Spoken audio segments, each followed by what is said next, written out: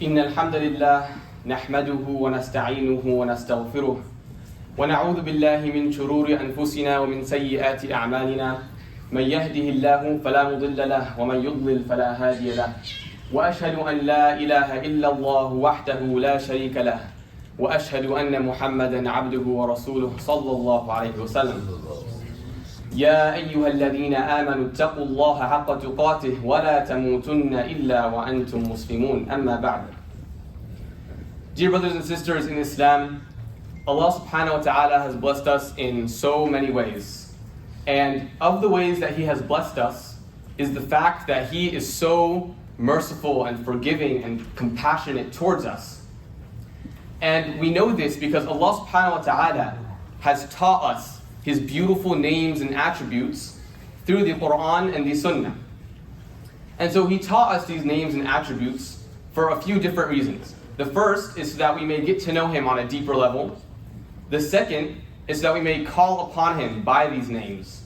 And the third, which is what I'm going to be focusing on today, is so that we may implement these names and attributes into our everyday lives. So, of course, none of us could ever come close to Allah's infinite mercy and compassion and forgiveness. But that's exactly why Allah subhanahu wa ta'ala sent the Prophet Muhammad sallallahu alayhi wa sallam to teach us how we can become manifestations of Allah's mercy and forgiveness and compassion on this earth. So once again, Assalamu alaikum wa rahmatullahi wa barakatuh. My name is Abdul Rahman al-Kholi, and if you haven't guessed yet, today I'm going to be talking about how we can be more forgiving to the people around us. And I'm going to be doing this by, first of all, going over 3 examples from the Quran and the Seerah that will inshallah inspire us to be more forgiving to the people around us. And then, in the second khutbah, I'll be talking about some steps, 3 simple practical steps that we can take in order to actually forgive people that may have wronged us. So the first of these examples can be found in verse 178 of Surah Al-Baqarah, in which Allah subhanahu wa ta'ala, He explains to us the law of murder. When it comes to murder, what is the law? And so the verse goes like this: O believers, the law of qisas is set for you in cases of murder. So what is qisas? Qisas means that if somebody is murdered, then the family of the victim has the option to send the murderer to a death penalty. That's what qisas is. But Allah continues and He says, فَمَنْ عُفِيَ لَهُ مِنْ أَخِيهِ شَيْءٍ.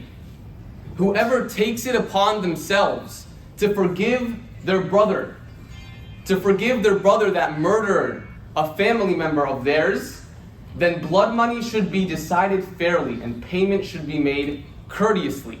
So not only is Allah subhanahu wa ta'ala giving the family of the murdered the option to forgive the murderer, He's also telling them that you should reconcile between yourselves and the murderer. You should be courteous in deciding the blood money, and you should be fair. So I'd like to ask you guys a question. If Allah subhanahu wa ta'ala is giving the family of a victim of murder the choice to forgive the murderer, then shouldn't we take it upon ourselves to choose to forgive our brothers and sisters in Islam who may have wronged us in one way or another? The second example I'd like to go over is a story from the Seerah. And it's an incident known as the slander of Aisha radiallahu anha. And during this time, the people of Medina were accusing Aisha of a sin that she did not commit. And one of the people who was spreading these slanders about Aisha was a man named Mistah. And Mistah was none other than the second cousin of Aisha herself. And Mistah was a young man. He had just made hijrah, he had just migrated to Medina, and he wasn't doing very well. So Abu Bakr as-Siddiq, who was Aisha's father, was giving him generously in money. He was helping him out with some money. But when Abu Bakr Siddiq found out that Mistah was spreading slanders about Aisha, he made an oath to Allah. He said, Wallahi, I will never spend a single penny of my money on Mistah. And so a few months pass, and Allah subhanahu wa ta'ala, He reveals Surah An-Nur. And in a portion of Surah An-Nur, Allah subhanahu wa ta'ala talks about this incident of the slander of Aisha. And in this portion, He clears Aisha's name. He says, she is innocent. And He tells the people of Medina that what they did by slandering Aisha without fact-checking the information was wrong. They should not have done that. But at the very end of this little excerpt of Surah An-Nur, Allah subhanahu wa ta'ala, He revealed a verse pertaining specifically to the case of Abu Bakr as-Siddiq. And this is verse 22 of Surah An-Nur. So Allah subhanahu wa ta'ala says in verse 22 of Surah An-Nur, وَلَا يَأْتَلِ أُولُو الْفَضْلِ مِنْكُمْ وَالسَّعَةِ أَنْ يُؤْتُوا أُولِي الْقُرْبَى وَالْمَسَاكِينَ وَالْمُهَاجِرِينَ فِي سَبِيلِ اللَّهِ وَلْيَعْفُوا وَلْيَصْفَحُوا أَلَا تُحِبُّونَ أَنْ يَغْفِرَ اللَّهُ لَكُمْ وَاللَّهُ غَفُورٌ رَحِيمٌ. Do not let the people of virtue and affluence among you, i.e. Abu Bakr, swear to suspend donations to their relatives, the needy, and the immigrants in the cause of Allah. Let them pardon and forgive. Do you not love to be forgiven by Allah? And Allah is all forgiving, most merciful. So again, I want you guys to imagine how hard it must have been for Abu Bakr to continue donating to Mistah after what he had done to his family. But Allah subhanahu wa ta'ala doesn't just ask Abu Bakr to continue giving to Mistah. He also asks him to forgive him and to turn a new leaf with him, to give him a second chance. He says, وَلْيَعْفُوا وَلْيَصْفَحُوا. You should forgive and forget. So, I'd like to ask you guys a question, dear brothers and sisters. If Allah subhanahu wa ta'ala expected Abu Bakr as-Siddiq to forgive a man who had slandered his daughter, then shouldn't we forgive our brothers and sisters in Islam for the simplest of wrongdoings they commit against us?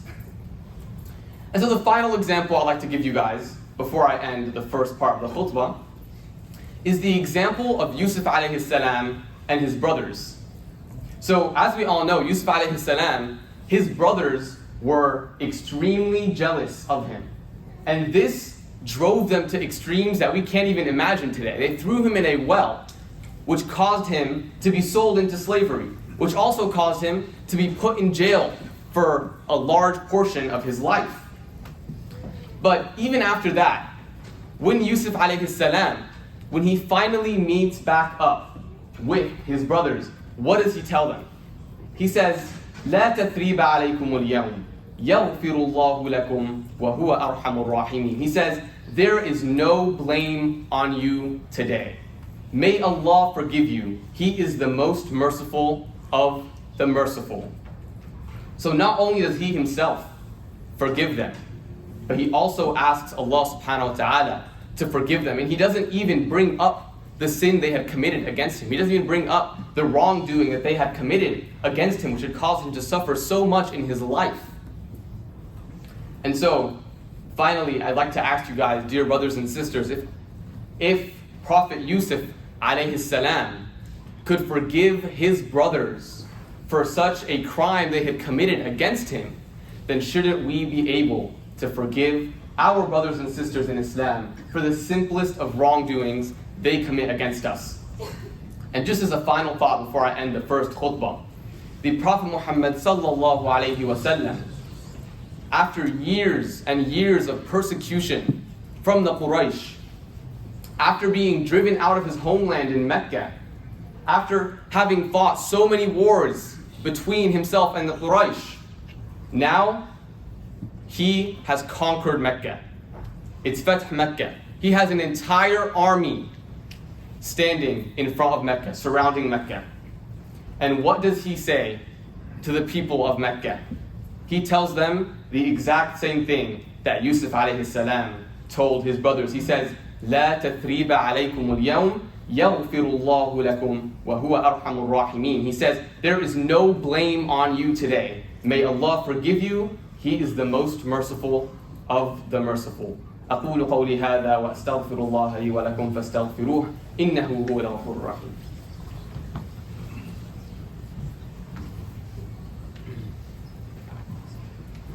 Bismillah walhamdulillah wassalatu wassalamu ala rasulillah. So now that we've gone over these three examples from the Quran and the Seerah that have inshallah inspired us to be more forgiving, I want to end the khutbah by going over three simple, practical steps we can take when we're trying to forgive our brothers and sisters. So the first step is to find the redeeming qualities in the person that you're trying to forgive, to find the good in that person. So an example of this would be with Mistah and Abu Bakr. When Allah subhanahu wa ta'ala reveals that verse to the Prophet Muhammad sallallahu alayhi wa sallam about Abu Bakr, what does he say? He actually lists a few qualities about Mistah that will convince Abu Bakr to forgive him. First of all, he appeals directly to Abu Bakr by saying, he is your relative. So Mistah was a relative of Abu Bakr. And we know in Islam that our relatives, the people closest to us, have the most right for our money and our spending. Allah subhanahu wa ta'ala also tells Abu Bakr in that verse that Mistah is a muhajir, and the muhajireen, they have some of the highest ranks in Islam. And Mistah was also a man of Badr. He had fought in the battle of Badr, and we also know that the people of Badr have one of the highest ranks in Islam. So make sure when you're trying to forgive somebody, you don't focus on the negative, but instead you focus on the positive. What are those positives that they have that will convince you to forgive them, inshallah?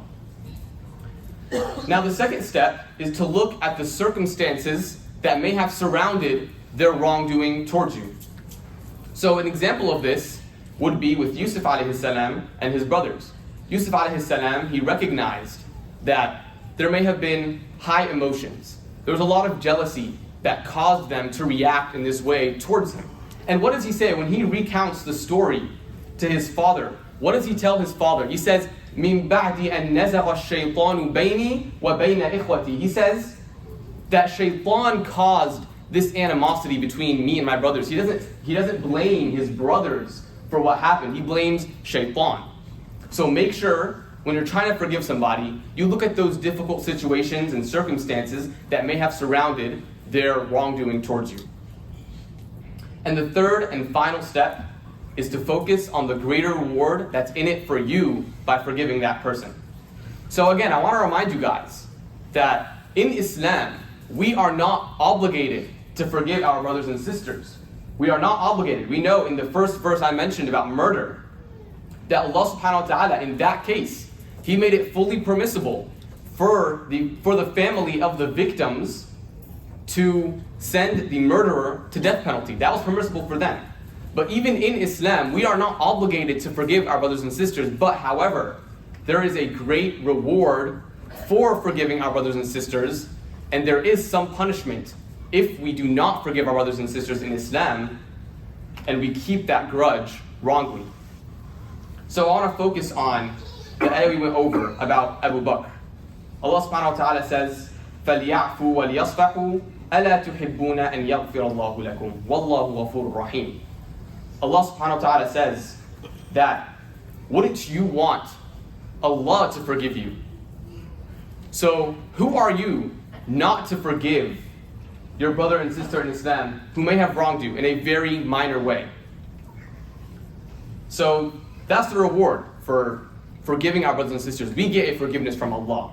But there is some punishment for holding a grudge with our brothers and sisters wrongly. On Yawm al-Qiyamah, there's a place called Qantara.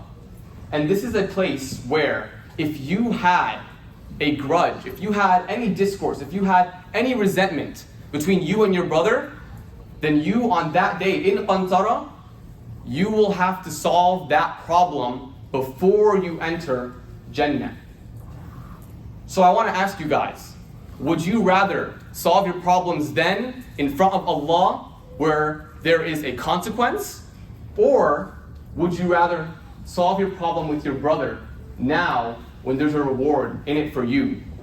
So I ask Allah subhanahu wa ta'ala to make it easy for us to forgive our brothers and sisters in Islam. And I ask Allah subhanahu wa ta'ala to allow us to be manifestations of His mercy and His kindness and His compassion on this earth. وَأَقِمِ الصَّلَاةِ.